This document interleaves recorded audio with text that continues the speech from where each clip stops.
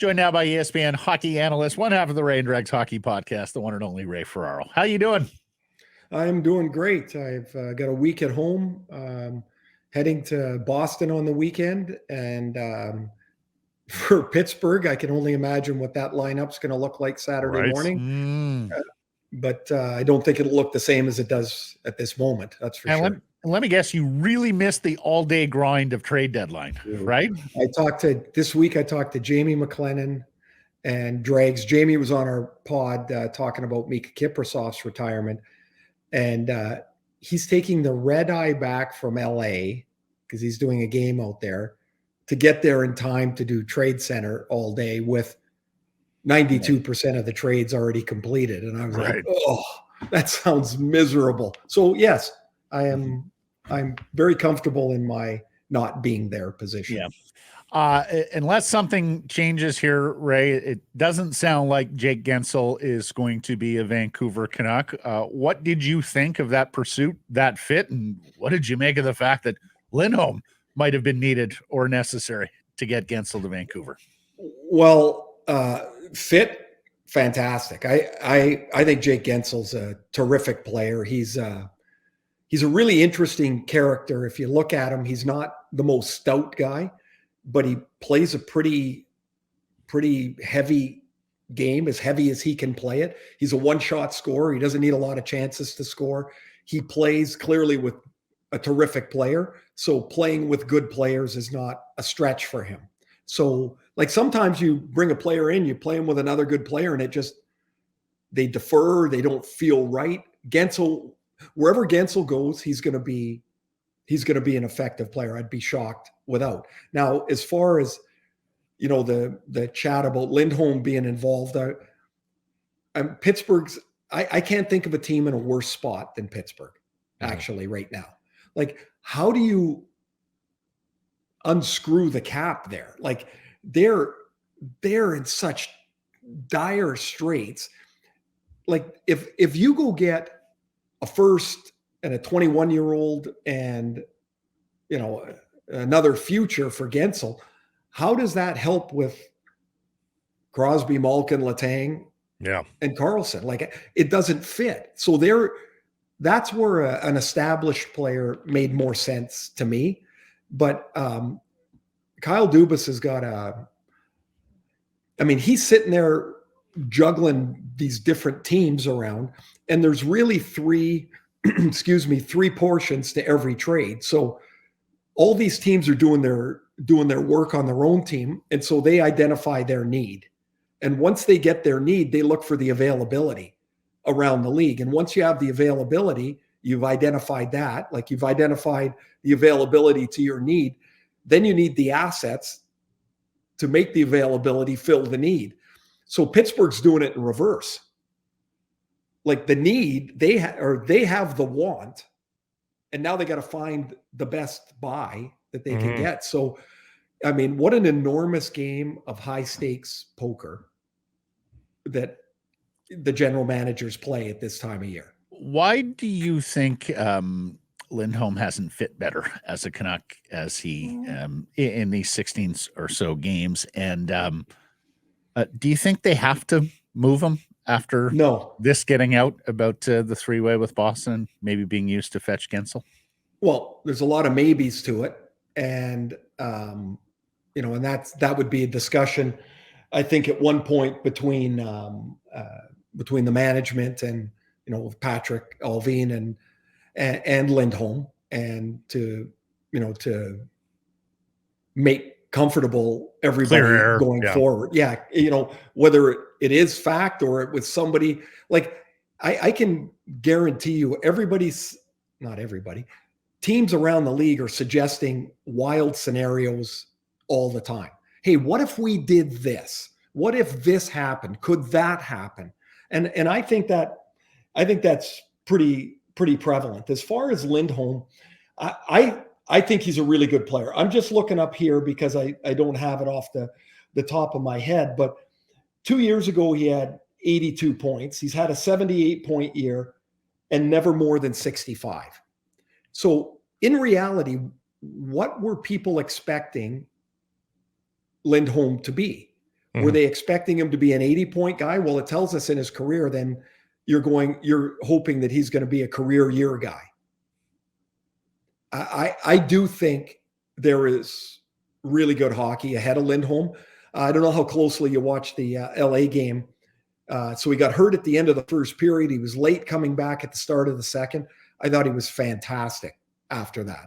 Like he played with a purpose. He played with a directness. And I've seen him long enough. That's when he's at his best. Now, I don't know what the getting banged up and and coming back had to do with it, but I thought he was awesome. If they can add to the roster, keeping him, I mean, do you want him more than a half point per game? You do. 6 and 15. Yeah, so he's slipping below that even. So I think you want him at least. So I think he would say that he wants that a little bit higher. But come playoff time, Ray, given that this group doesn't have a ton of experience playing together in the playoffs, he just seems like a guy who's smart. His hockey sense is pretty good. His defensive responsibility is pretty good. Like, that's the kind of player I think the Canucks should want to have in the lineup, ideally, come playoff time. Yeah, sure. But you have to also look at it this way, Blake, too, is if that discussion was true, and I got no idea, it's not like anybody was coming out and definitively marketing that. Yeah. Who are you getting that's better for your team? Yeah. Like how many players would be better? I do think,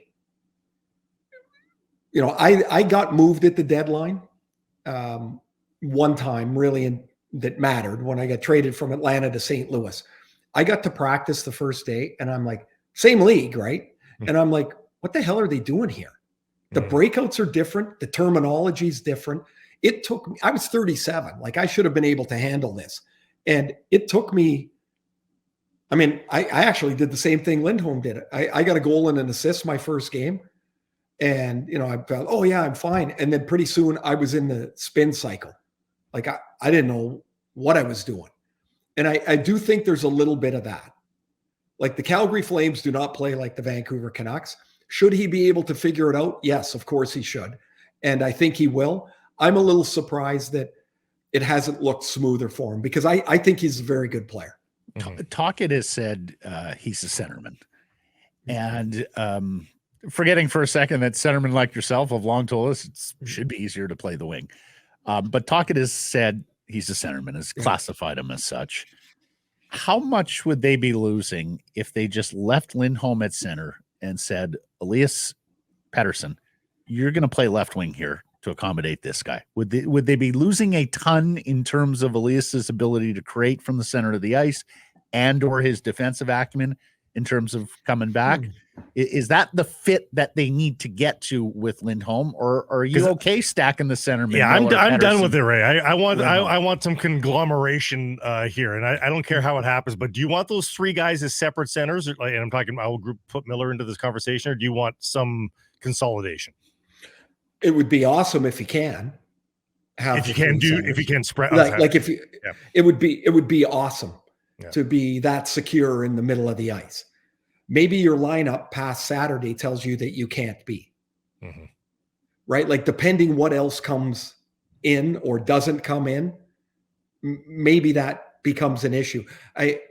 One thing that you could have never sold me this in 100 years on day 5 of training camp was that the Canucks would miss Dakota Joshua this much. There is zero chance. Yeah. You take him out of the lineup and look at how things don't quite look right. No.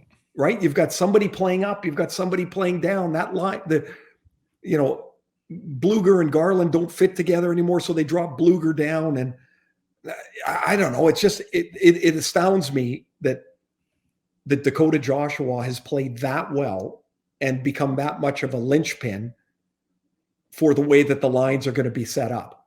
Absolutely. Like I know, like Teddy Bluger, I see he's got no goals in, I don't know, what's it, 27 games or whatever. He was awesome in LA. Yeah. Like eventually doesn't the puck have to go in sometime? That's maybe. the theory. Yes. That's the theory. Yeah, that's the theory, right? So maybe there's a time where if they do get to Lindholm and Pettersson together, like maybe that is what's coming down the road. Who knows? Then you move Suter into the middle, which is what your original plan is. You've got a lot of, and then Blueger stays as your 4 guy. You've got options. The one thing I do or have grown to like about this Canuck lineup this year is the versatility of the way people can play around the lineup. It gives Talk a lot of options when things don't go well to maybe move a piece here, move a piece there. And I do think that's valuable. Would it be great if you had every game you could pencil in Kunitz and Crosby and Dupuis like Pittsburgh did for 7 years? Like you just wrote those 3 guys in. Well, it'd be great. Can't do that. Not in today's game. It doesn't seem to work that way. Is there anybody that's conventionally available right now in the trade market that you think, wow, that guy would do wonders for them? And again, guys that we've heard bandied about that are available. Well, honestly, there's 2 forwards. Like, I've already stated my love of Jake Guentzel. I think so we're going to take him out of the mix because we've already talked about him. Of course, Tyler Toffoli is interesting because he can score and he's heavy. Like, you might like him to go a gear faster, but he gets to where he's going.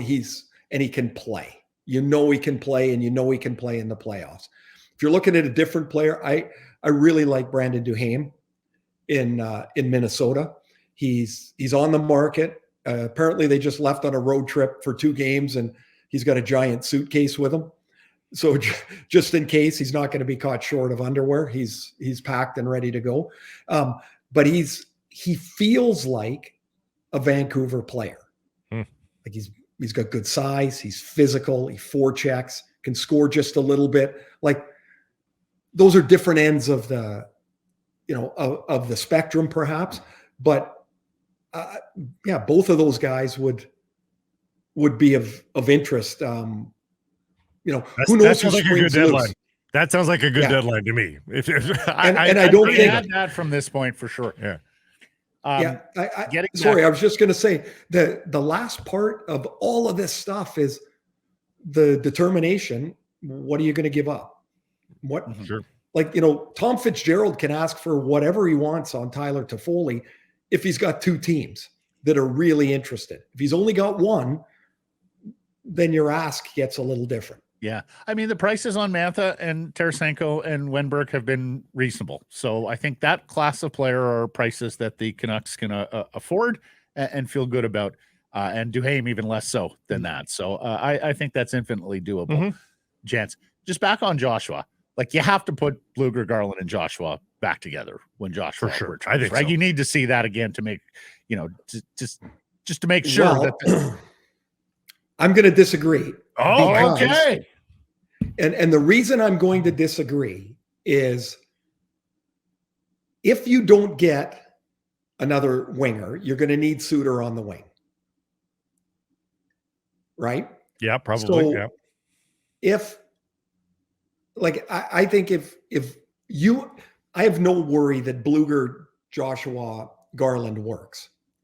If you want to go with the 3 centers, I'm trying Lindholm in the middle of those 2.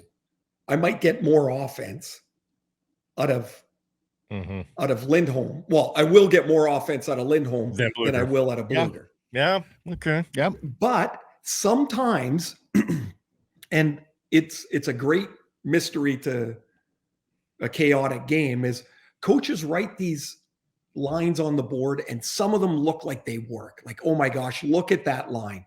That should work. And then somebody gets hurt and they put 3 guys together, like Alex Burrows with the Sedins. And who the hell thought that was going to work? They're like, just go fill in over here until we get to the next game. Oh, geez, that worked. Let's try it again. Like that. Do you think when Tocchet put Blueger between Joshua and Garland, he was thinking, oh my gosh, this is going to be one of the best 3rd lines in the league?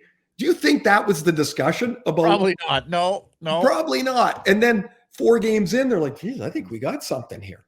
Yeah. Like it happens all the time. So I I would be comfortable that the Blueger centerpiece in between those two guys will work and will be as effective. I would want to see if I would be comfortable that the Blueger piece. Oh, right. Works. You've always I don't got need. it. Yeah. Okay. Yeah, I already got that. I don't need to see go it. back to that now because you're going to try Lindholm there. Yeah. So I could play Blueger there in game 1 of the playoffs and be really comfortable. Right. Yeah. So I want to see what it. I'm hopeful. Mm-hmm. I would be hopeful that, man, it seems like Garland and Joshua, they're kind of like Mutt and Jeff, and they're like they just fit. They seem to know where the other guy's going to be. What if that unlocks Lindholm a little bit? It's true. Right. So you're wholly against moving Pettersson to wing to accommodate Lindholm at center. I like Pettersson in the middle. I like Pettersson in the middle of the ice. I really do. He's too. But do you have quality people with him? Is the problem? Yes, right? I think again that's a Saturday morning discussion. Right. See how the dust settles and see what happened. Yeah. Right. Because I do. You know what's going to happen, guys? We're all going to on Friday night. We're going to sit there and have our heads go trying to figure out who improved, who got worse, who did this, who did that. And it's going to take a little bit of time for guys to settle in once they get kicked in the pants and get traded. Because as much as you might want to be traded, when you land in an airport and you don't know anybody there, it's an odd feeling. And the game should be your safe haven. Oftentimes it's not. So we're going to try and figure that out this weekend, and it might take a week for it all to shake out. And you go, oh, this is what they're doing. Like the Oilers are playing today. I just noticed. So everybody's talking about the added 2 centers in Henrique and Carrick, and Henrique's playing on left wing with Draisaitl. So like you need time to see how this is going to shake out. What do you make of the arms race? Just, you don't have to go through every transaction, but I mean, we're not even done yet, Ray. And we have seen the West just explode here. Yeah, it's funny how each year it's something, it's one group. It's, a collection of teams that, they're all around each other, but it's the entire West. And it tells you that you could do just about everything right and get nowhere. Good teams are going down in the first round. Like it's first round, really great teams. Yeah. Teams that somebody is going to pick to get to the conference final, and they're going to get punted. Yeah. And it's the West is, I'm a little hesitant here to say, to make my final determination on Vegas because they still have another $56 million to spend somehow. I don't know how the hell they're going to do it, but they do it. They just, man, they're aggressive. I know people are getting their pants in a knot about the LTI, but I would assume that Mark Stone's not pretending he's got a lacerated spleen or whatever he's got, right? Like you would assume that that's not the case. And the league tells us, and it's all you can hang your hat on, is they monitor the LTI stuff. But now all of a sudden Vegas has got another $3 million in LTI to go. And so I think Vegas and Edmonton would be my favorites coming out of the West. But man, I wouldn't eventually, like, say they both win their first round series if they don't play each other in the first round. Mm-hmm. One of them's out in the second round. Like it's going to be a beast. Maybe Vegas has found the secret, though. You go as exotic of an injury or something as possible, just so that people wouldn't ever question it. Like a dengue fever or something like that. Like no one's gonna question it, right? Like maybe they're onto something here. I don't even know what the hell you just said. I've heard of it. I don't really know this illness of which you speak. I'm not sure of the timeline. So you're going to question it? You don't even know it. How could you question it? Exactly. There you go. This is my point. And I don't want to bring up. Man, they drop Noah Hannafin into that lineup, and and they get Mantha a little bit earlier. I did the Western Conference Final last year, and in Game 6 in Dallas, it's 3-2. Vegas won the first 3 games somehow. Dallas wins games 4 and 5. So now they're back in Dallas. It's Game 6. the building's just revving. I'm looking at Vegas in warm-up. They're a football team on skates. They're enormous. They have, and I noticed at the time, I'm like, they got one small guy. He ended up winning the Conn Smythe. Yeah, Marchessault. Yeah. And so now they had a 6'5" Mantha and a 6'3" Hannafin. Like, they're not getting smaller. And they're not slow either with that size. Oh, that's a really, really good team. And they would scare a lot I think there's a lot of teams that don't want to play them. Well, I think everybody wants Vegas and Edmonton to beat each other up in the first round, if at all possible. Certainly the Canucks do. Yeah. Yeah. And, I think the rest of the league does too, because then you get rid of one of them. Yeah, right. And I don't want to bring up old wounds here, Ferraro, but road paved with gold. Road paved with gold. Yes. He has to mention it. I am contractually bound. We've had a good chat this year about team MVP for the Vancouver Canucks, because I think you can go a few ways here. And of course, there's some runway left, which I suspect may well prove definitive here in terms of deciding where people are going. Who's your Canucks team MVP as we stand right now? Well, yeah, that's that tough of I think if you ask me tomorrow, I'd probably say a different guy than today. Right. I think it bugs me that it just doesn't say Demko right away. I think he's amazing. There's about 5 or 6 or 7 guys in the league that stand alone in the position, and he's one of them. It's true. Like he's just so good. Hughes is having an amazing year. I would put, out of the 4 guys that I'll mention, I'll put Pettersson 4th. I agree. My decision is between Hughes and Miller. Which seems unfair to Pettersson and Demko, as you said, but that would be my 2 as well. Yeah, but you can only pick one. Yeah. Right? Yeah. And here's the other thing. Demko, Miller, Pettersson, with a late surge, they could all move into pole position here. There's still a lot of hockey to be played. See, if I were awarding it in 2024, it would be Miller. Yeah. Like, if it's just 2024, for sure. Yeah, like I'm watching what he's doing, and I'm like, it is beastly. It is 15 points in 10 games. Yeah, but it's not, as you know, it's not just that. I mean, the production is fabulous, but where was the game he played? He had 8 hits and 7 shots. It was just 2 weeks ago. It kind of lost in my mind. And I think he had 2 goals. And it's like you couldn't possibly, the only thing he could have done is taken a period in net and made 15 saves. Like, it was amazing. And I think right now he's the heartbeat of the team. It's true. It's been quite a year, and he's found his voice, I think, at the right volume level this year. He's found his right leadership ability. It's been quite a year for him. Yep. How you enjoying calling Canucks games? Loving it. I am having so much fun. Murph and Shorty are good friends. They're both a couple of knuckleheads that really enjoy what they do. Shorty's so good. It's so good to work with. I